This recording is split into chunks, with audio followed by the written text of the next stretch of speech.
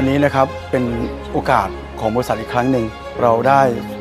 สร้างเรือลำใหม่คือเรือซีอิงเจิ้นบียอนในเรือดังกล่าวนะครับเราจะมีความสุขสบายไม่ว่าจะเป็นที่นั่งปรับเอนนอนได้และก็มีเก้าอี้ไฟฟ้าแบบ VIP และในด้านการบริการสามารถที่จะตอบโจทย์และสามารถบริการลูกค้าได้อย่างมีประสิทธิภาพ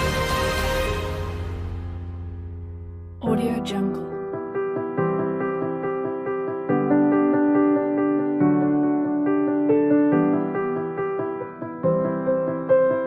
Audio Jungle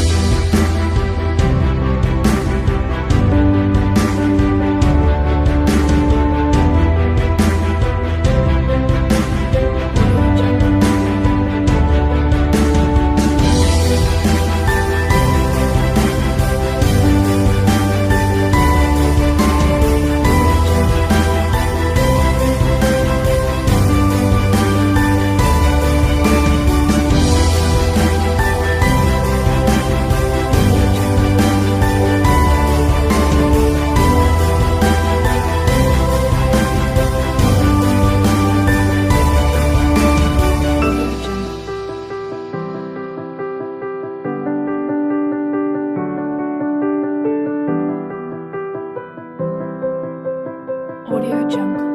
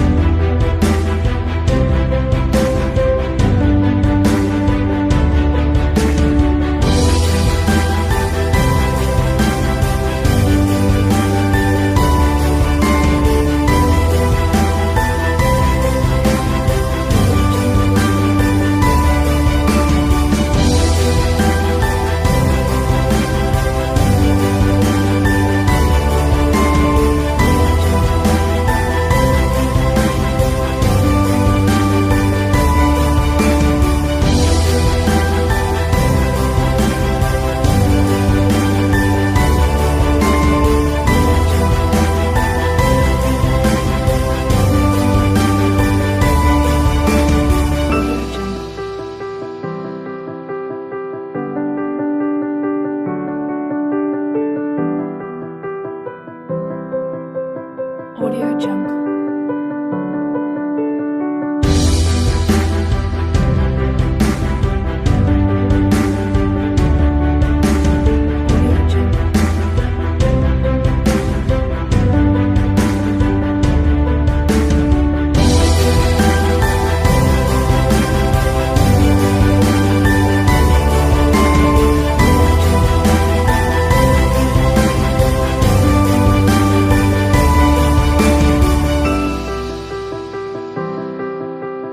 Audio Jungle